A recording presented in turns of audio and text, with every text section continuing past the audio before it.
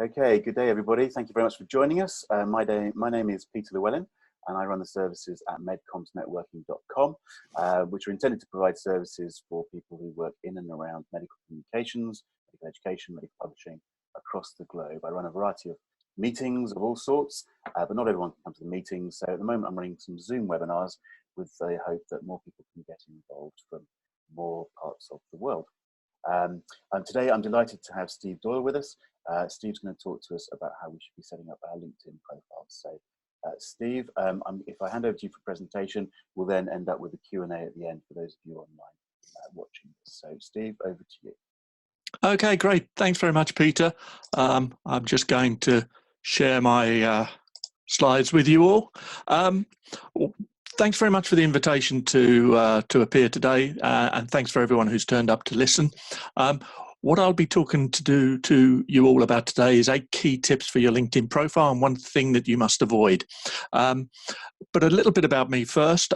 My background is sales and marketing. I have 37 years experience, almost all in the pharmaceutical industry, and I've worked for large companies such as Roche and for small startups and on the agency side. I have also worked. Basically, linking business helps anybody, any organization, person or company to get the most out of LinkedIn, because I think that's actually one of the most underused tools that there is, sales and marketing tools that there is. So anyway, let's make a start. My experience with LinkedIn started in 2005. I was actually asked to come along to it. That was about a year after it joined. At that time, it had 2.7 million users and an average of 15 to 20 connections per user. So it was very fledgling days. But I did what most people did. And for the first 8 or 9 years, I used it as an online CV. Whenever I wanted to look for another job or there was a reorganization within the company, I updated my LinkedIn profile and knew that it was out there as a CV. But what I found was that it can be used for far more than that. When I was working with one pharmaceutical company, I was asked by my CEO to find a distributor for an orphan drug product. He came on the phone, he said, "Can you find a distributor for this product in Spain?"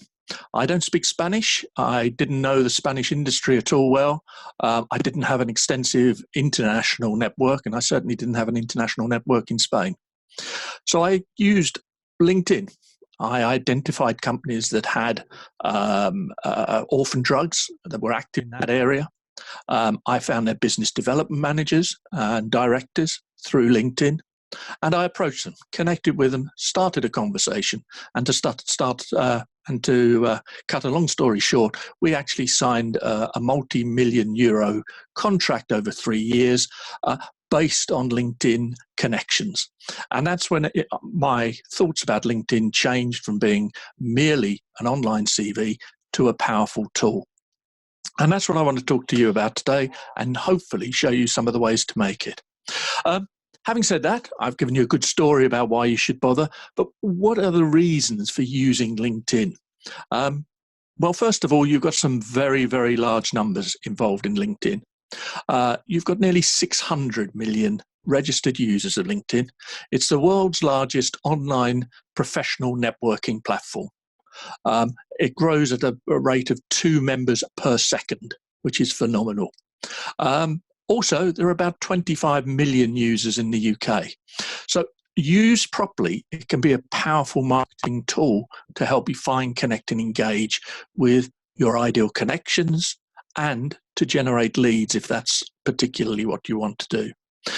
Not only that, it's free to use. And I'm sure there'll be questions about whether it's worth buying the premium version or not. Just to be clear, everything I tell you today will be based on the free version of LinkedIn. So it's a powerful tool. It's free to use. Why aren't we using it more?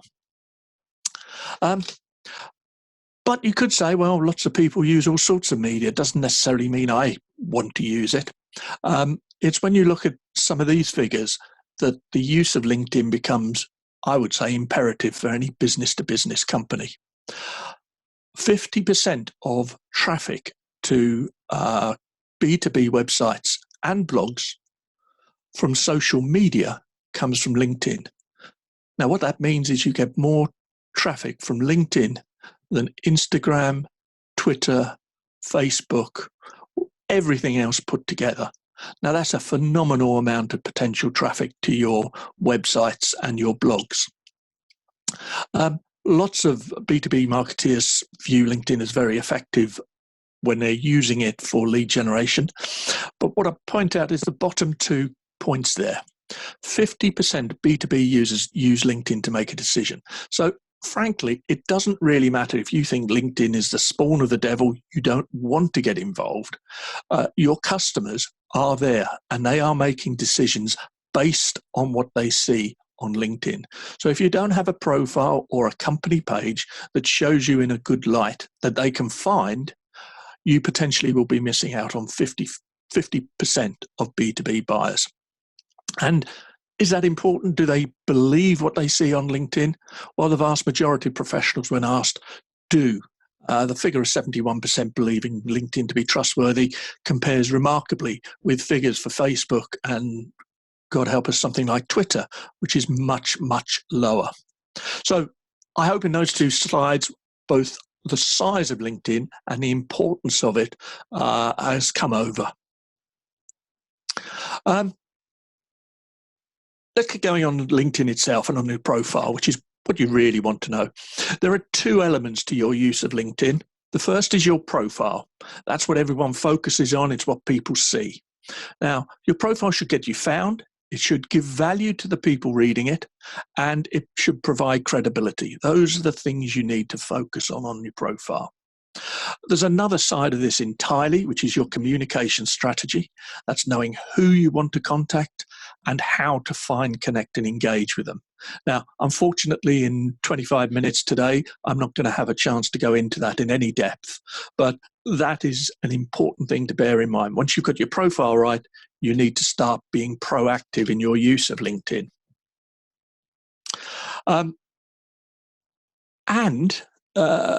Your profile is powerful, but you only have a very limited amount of time to actually grab somebody's attention on LinkedIn.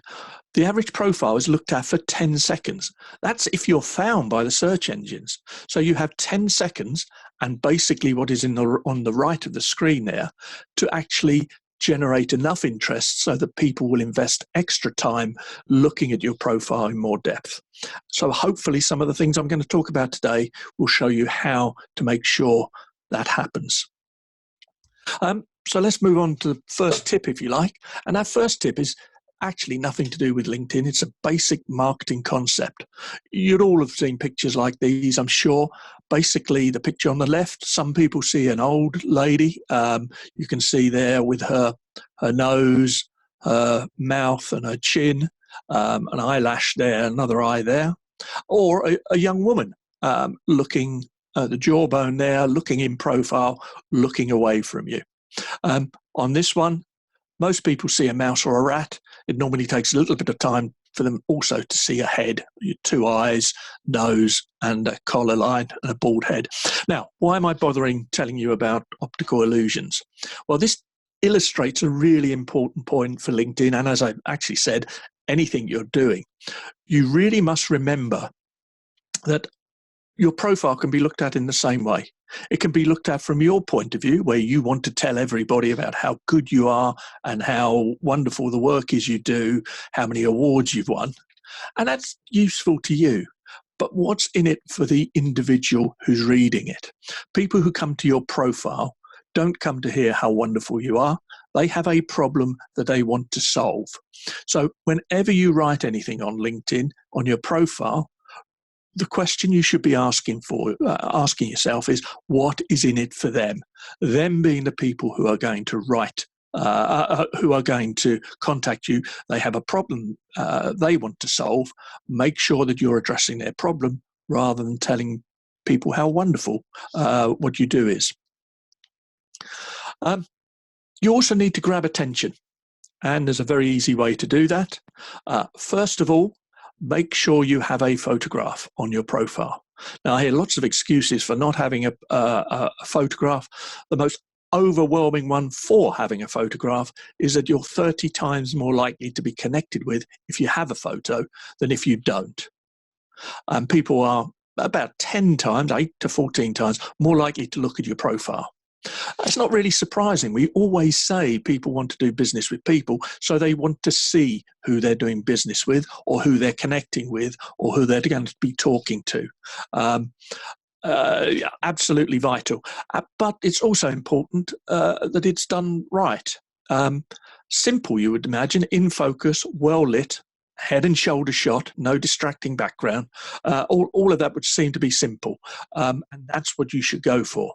If necessary, get a professional headshot done.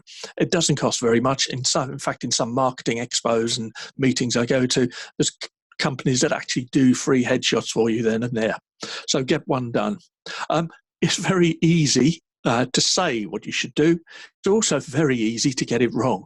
This is how not to do it. These are LinkedIn profile pictures, or they were when I downloaded them. Picture on the left, out of focus, poor color, poor lighting, and in fact it's been distorted because it's the wrong shape for LinkedIn. So they've pulled it and shoved it. It looks terrible. Totally unprofessional.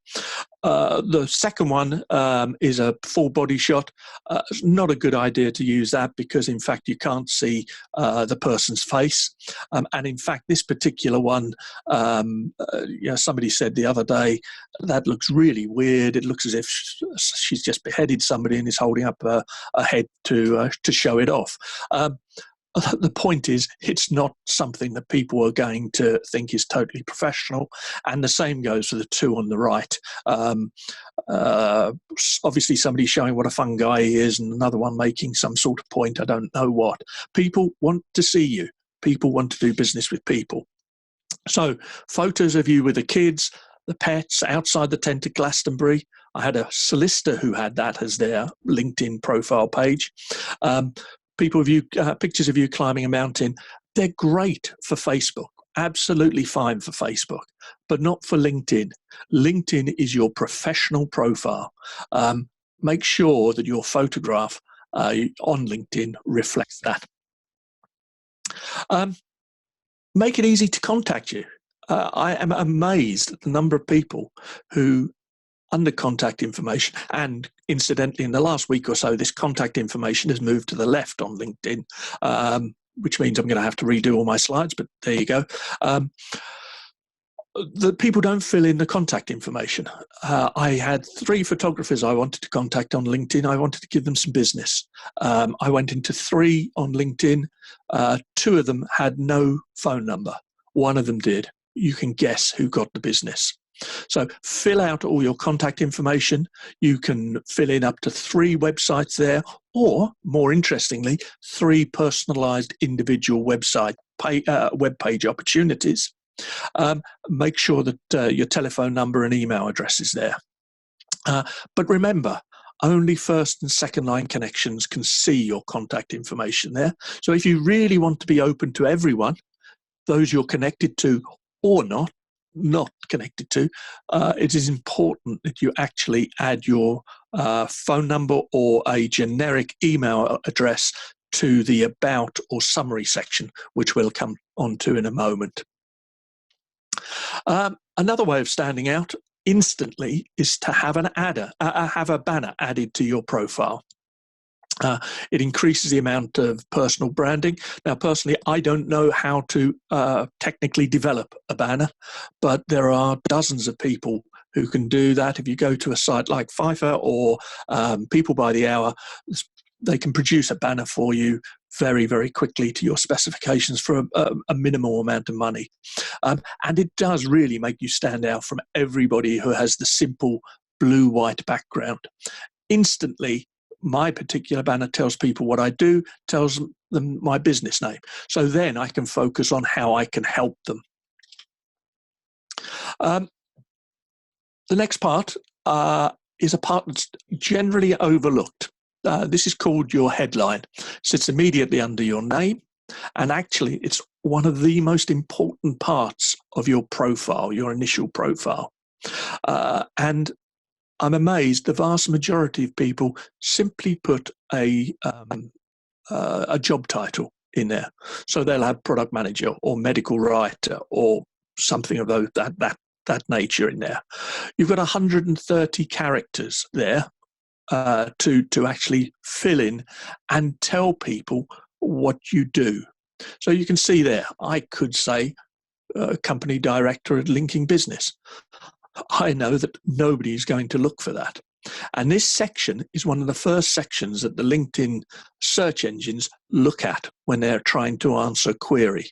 So you need to fill this section with important key terms that you want to be found for, but also there's enough space in there to put in a short section which sums up your offering.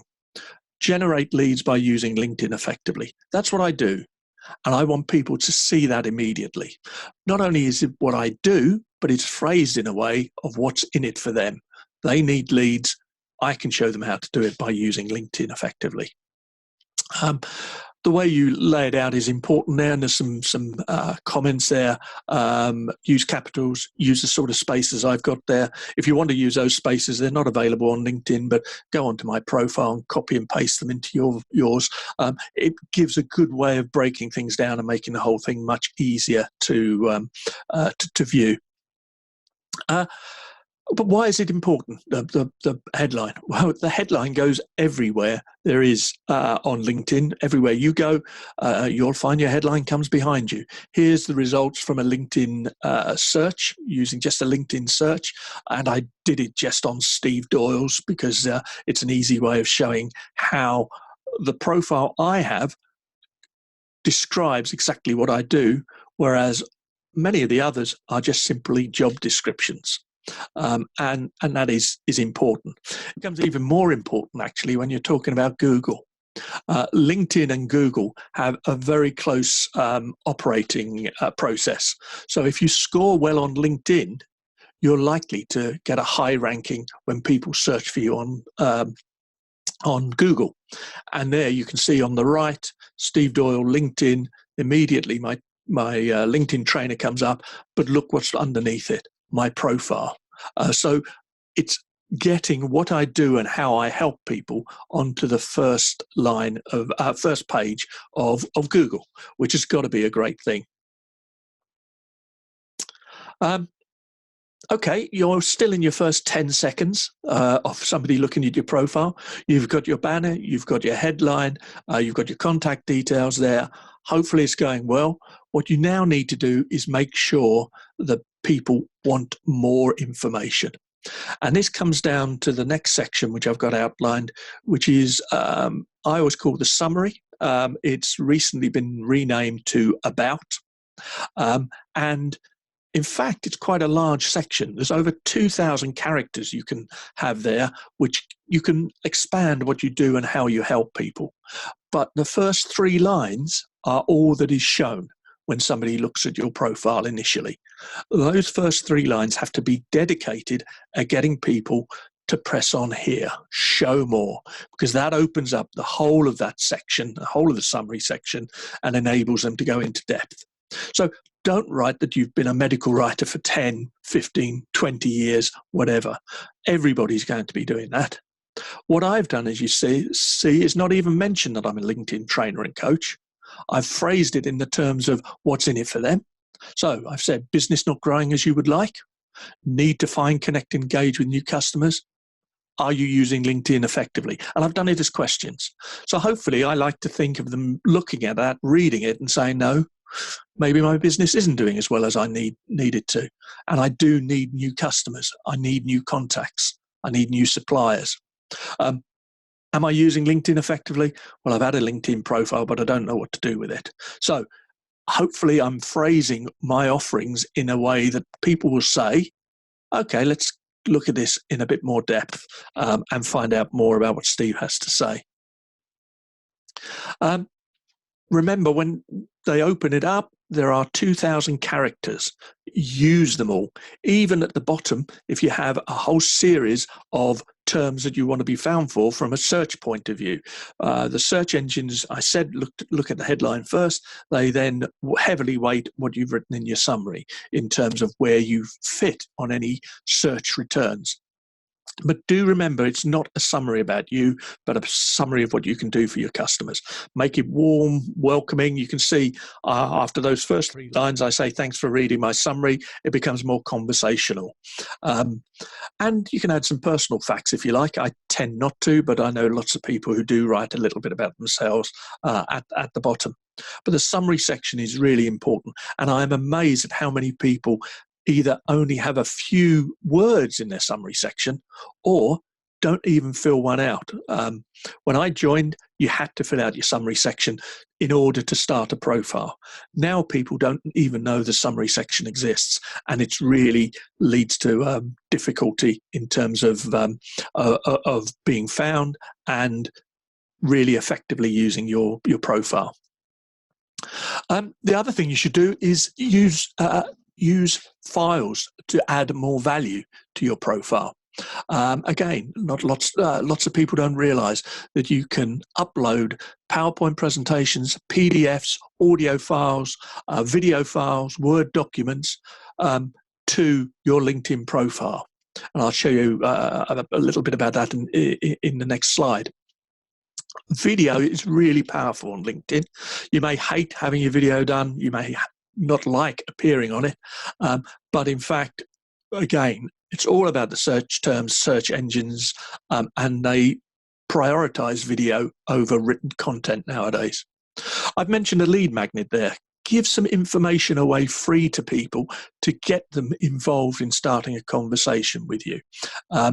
There's a saying on social media generally, and although I don't think LinkedIn is social media, I think it's online networking. There is a saying that says you have to do 3 things for somebody on social media or online in order to buy the right to talk about what you want to talk about. So a lot of what I do is providing information, lead magnets, write status updates and report useful information, become valuable to the people who are your connections. And then you earn the right to actually go to them and tell them about your what you do and what you can help them with. And where do those, when you upload those files, you can see how important they are. They become immediately apparent to the viewers. There I've got a simple picture of me presenting at a large conference. I've got a click-through to my lead magnet, which in fact is a booklet on 10 things you should do with your LinkedIn profile, and a very short 40-second video on why LinkedIn is important. Again, you see, I'm not telling people about my LinkedIn training and coaching. I'm giving them things in order to buy the right to talk to them about what I do. Finally, get recommended on LinkedIn. Most people, when I ask them if they're running their own business or they're working as freelancers, I ask how they get most of their work. And they will almost inevitably say, well, I get it from recommendations from other people, referrals. I then ask, do you have a system for recording your referrals online? Almost none of them do. LinkedIn is a fantastic opportunity for this. The recommendation section, as opposed to the endorsement section, the recommendation section is where people can individually write a recommendation about your service or product or approach that they have liked. And how powerful is it? You can see there, I've just cut out some of my recommendations there. The person's picture is there, their name is there, what they do is there, and their recommendation is on show to everyone who looks at your profile. And don't worry, I found the vast majority of people have been really, really positive about giving recommendations. So, you know, get out there, make recommendations, get recommendations, make them as well, because it's a two-way process. But I suggest you have a minimum of 5 recommendations, and those should be up to date. Don't rely on a recommendation from 10 years ago from a fellow writer that you knew when you were working in an agency 10 years ago. It really doesn't work effectively. Up to date, 5 recommendations. And you should find it fairly easy to achieve. Okay, those are the key tips I want to give you, and I hope I've given you some food for thought there about how you approach LinkedIn, why you should be on LinkedIn, and some of the things you can do immediately, this afternoon if you like, to actually make a difference. But how much of a difference does it make? Well, let me give you an example. I like using local businesses as an example. Accountants and solicitors, for that matter, are fairly poor at using LinkedIn, and I've got a anonymized profile here. Let's say you were looking for an accountant. This particular person who works in Birmingham is a certified accountant. Before that, they were a certified accountant. Before that, guess what? They were a certified accountant. And before that, assistant retail accountant. Nothing about what they can give to me, nothing about even their experience. That's very, very poor, but nothing about what's in it for me. They do have one recommendation, but actually when you look closely at that recommendation and you click through, you find that particular lady has one recommendation, and I won't give any prizes away for anyone who guesses that person has been recommended by this person. So in fact, there's a two-way recommendation. There's nothing wrong with that, but it's not particularly powerful. Now, you may legitimately say, well, Steve, accountants, let's face it, don't have the most exciting story to tell. Well, this particular accountant would show how you can use LinkedIn effectively. This lady actually works as an accountant for doctors, healthcare professionals as a whole. But have a look at that profile. Look at her headline: Help doctors discover wealth through tax. Now, we all know doctors, and in fact, we all know human beings generally. If somebody was going to tell me how to discover wealth through tax, I'd listen to them. She's got the word accountant for medics down there, so she's found when people search for accountants. She also does a huge amount of speaking, so she's got speaker up there. But you can see she is using that headline in the correct way. There's also lots of media.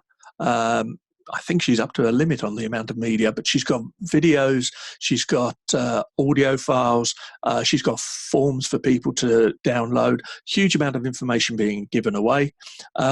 She even shows doctors how they can go to a medical conference in Florida, take the kids along, and actually get a lot of that offset for tax purposes. I'm not an accountant. I don't know whether that's right or not, but I can tell you her target audience, doctors, are going to look at that profile and read it. And if you were a doctor looking for an accountant, would you use a previous person or would you be in touch with this person? I don't think there's any argument. So it definitely does work, having your LinkedIn profile an effective selling tool. I also promised you the one thing to avoid, and it's something that occurs to all of us at some time on LinkedIn, and that's when somebody connects with you and immediately tries a hard sell. Okay, it's annoying. I simply unconnect with people who do that to me. Incidentally, when you unconnect with somebody, they don't get to know about it until they try to contact you again. The fastest that's ever happened to me is about 40 seconds from connecting to somebody to having a sales message. And that particular sales message was offering to sell me a server for my office. Absolute waste of time. And it was something I didn't take any further, and I disconnected from the person. But for every one of those, there are dozens of people you'll connect with on LinkedIn who will be helpful to what you're doing, your job, your business, and your services that you provide. So I always say to people, tend to be positive, connect to most people, and only disconnect when people abuse a privilege. Okay, so those are my quick tips. And I hope I've shown you that if you're not on LinkedIn currently, you're missing out. go away from here and have a look at your profile and say, are you really getting the most out of it? Are you ensuring your profile's found, gets noticed for the right things, and is working hard for you? And then go on and start to find, connect, and engage with the right customers. Be proactive in LinkedIn. I have lots of people who say, "Oh, LinkedIn, I've got a profile, a very good profile, but nothing happens." That becomes important to be proactive. Once you've got your LinkedIn profile, go out and talk to potential customers.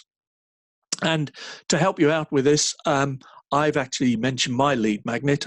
It's a booklet, a free guide to improving your LinkedIn profile. It's called 10 Tips to Supercharge Your LinkedIn Profile, and it's available either on my profile or on my website, which is www.linkingbusiness.co.uk.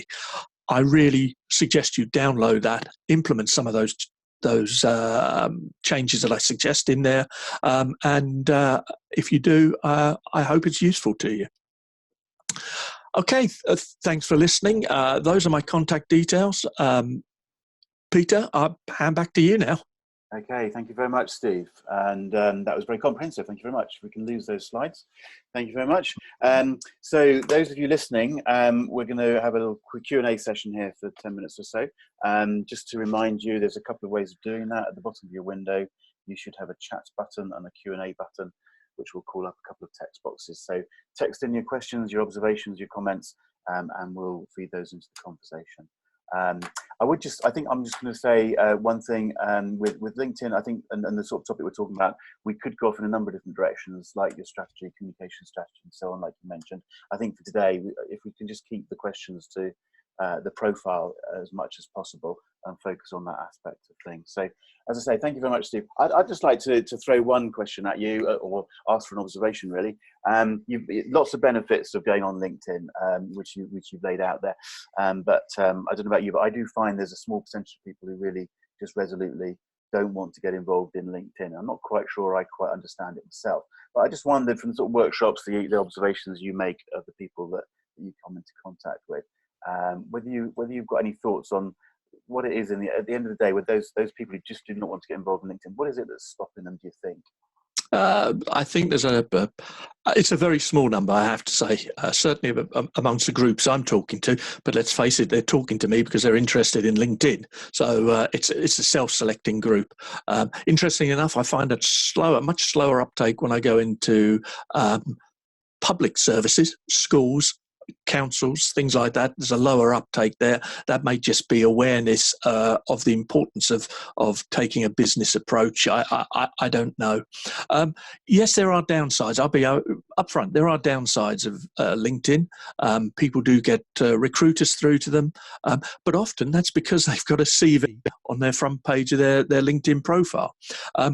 What you have to come to the conclusion of, and I'm not sure I can change the minds of people who really are against it, but you have to look at the positives and look at the negatives. And the negatives are few and far between, and easily, you can cope with them fairly easily.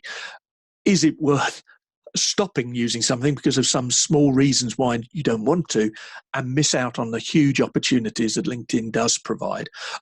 I can't make up that decision for you. It's down to you, and you're absolutely entitled not to get involved in LinkedIn if you don't want to. But I do think, and I would say this, wouldn't I, as a LinkedIn trainer and coach, you're missing out if you don't do that. Yeah, I have to say I totally agree. I mean, I've talked to a freelancer not that long ago who insisted that she didn't want to go onto LinkedIn. That didn't make any sense to me at all. You know, if you're a freelancer, you want to make contact with people, surely. So it baffles me a little bit. But I think the advantages are huge, and you've laid out a lot of those. And in terms of the network, you know, people you connect with are connected with lots of people. It's a network of information and contacts, which is hugely important. So there you go. Okay, we can't change everybody's minds, but hopefully we're showing lots of benefits for some people, maybe who are a little bit on the edge. Well, I'd also say, Peter, it's networking. Stop thinking of it as social media. Would you never network in your career? That seems an absurd comment, but what you're doing is networking online with LinkedIn. Put it in that context, and I think it becomes an even more compelling argument to do something with it. Yeah. And my flippant comment is I literally, if somebody contacts me and they're not on LinkedIn, I sort of wonder whether they exist or not. And I think if you imagine the situations you get yourself into where you're maybe pitching or you're interviewing with people or you're just meeting people, think about the fact they may well have checked, had a look to see whether who you are you worth talking to? If you're not there at all, then you're missing out. And if you are there, we should be taking your advice because we want to present ourselves in the right way. And that's really very important, whether you're looking for a job or pitching for work or whatever it is. Let's just pick up on a couple of questions that have come in. And let's start with this one from Anonymous. While I agree your opinion about having a photo on the profile, Anonymous is asking, how does this align with the general view nowadays? Most people will no longer include a photo on their CV to avoid potential discrimination. Does that not apply also to LinkedIn? What's your answer to that sort of question? I think part of the problem is somebody's thinking of LinkedIn as a CV. It's not a CV. There are proper legal safeguards on people to ensure that they're not discriminated against when they're going for a new role. But frankly, there's no way out of it. Having a photo on LinkedIn massively increases the chances of people talking to you. So, any small chance of being discriminated against is more than offset by the 30 times the number of people who are going to look at your profile. And frankly, anyone who's going to discriminate based on a photograph is probably somebody I don't want to have anything to do with anyway. Sorry, that's not a flippant answer, but that's the way I think about it. But again, you made the important point in your presentation, which maybe is just worth reiterating, that the photo should be a professional, looking head and shoulders shot. It's slightly bizarre and you showed some examples of what some people put in that space, as it were. So, but a nice photo, just basically giving a person an indication of who you are, because it's people dealing with people, isn't it? And that's what we're trying to do here. Yeah. Absolutely. Absolutely. Okay. All right. Possibly going down the same sort of line here in terms of your CV versus LinkedIn profile. Again, it's Anonymous asking, how much detail should we include in the CV section of the profile? Should most detail be in the summary text? Okay. Well, first of all, there's not really a CV section on LinkedIn. It's people using it as a CV, but I take their point. How much information do you want to put there? I have quite not a radical approach. I actually say that your CV should not be on LinkedIn at all.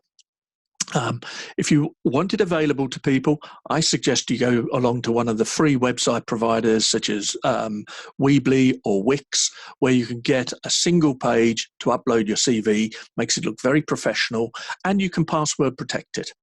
Now, why don't I suggest you have it on your LinkedIn profile? Your LinkedIn profile is open to almost anybody. If a recruiter comes in and they're interested in maybe talking to you, or an individual who wants to do business with you comes in and is interested in talking to you, if they can pull your CV down, they can make a decision then and there and never talk to you. What you want to do is start a conversation with them. So that's why, in some cases, less is more. So don't put a huge amount of information down there. Don't splurge everything, because you will then lose out on the opportunities to talk to people on LinkedIn, and that's the important part. Okay, it's interesting because it's obviously a common theme. It's this balance between CV, which I think a lot, as you keep saying, a lot of people think of it as a CV. It's not a CV, but that's quite a different mindset when people are preparing their profiles, isn't it? So I think that's something we can all go away and think about when we look back at our profiles here. There's a couple of questions here about endorsements. You mentioned recommendations. Can you just maybe you are reiterating if I missed it in the presentation? Sorry. Endorsements and recommendations. Can you just clarify the difference? And the specific question here is, what can I do about endorsements that I didn't request, that don't reflect the profile I'm trying to project? So Anne's saying, what can she do about those less important out-of-date skills? She doesn't want them highlighted. Sarah's asking about an optimum number of endorsement categories. But can you just firstly reflect on endorsements versus recommendations, and then maybe answer Anne and Sarah's comment specifically about the endorsements? Yes, of course, Peter. I actually didn't have time to go into endorsements, and in fact, they're probably, well, they're certainly one of the least important things, believe it or not, on your profile. The reason for that is they've been available for many years, and people being people, when they have the opportunity to endorse somebody for a skill, often do so, particularly when prompted by LinkedIn. I'll give you an example that happened to me. I have 37 years senior management experience in pharmaceuticals, and the other day I was actually recommended for my use with an Excel spreadsheet. Now, as somebody's being nice, they were offered the opportunity to endorse me for it. They're not going to do anything but be nice. And so they endorsed me for it. And this became a little bit, and also people were cross-endorsing everyone. So they lost a lot of their credibility. You can control the number and type of endorsements you have. You need to go into your endorsement section. There's a little pen at the top right-hand corner of that section. Click on that, and you can show or remove whichever endorsements you want, and you can move them up or down the list. Probably most people don't look past the first 3 endorsements that are available there, but choose the endorsements that are important to you in your role now, because don't forget, a lot of those were probably endorsements from previous roles, but you can look at that. And in fact, you've got a lot of control over the endorsements now. You can get rid of them and bin them entirely if you want, which, believe it or not, is what I did with the Excel endorsement that I had. Okay. Difference with recommendations. Right. Recommendations, really important. They're free form writing from somebody, and they're really powerful. I've given and received recommendations. As somebody who's given recommendations, I always like to hear from the person who's asking me for a recommendation. So if you do ask somebody for a recommendation, give them a bit of background, tell them what you want. Otherwise, you get a nice, warm, fluffy recommendation rather than one which is going to be really useful to you. Tell them, remind them of the piece of work you've done for them.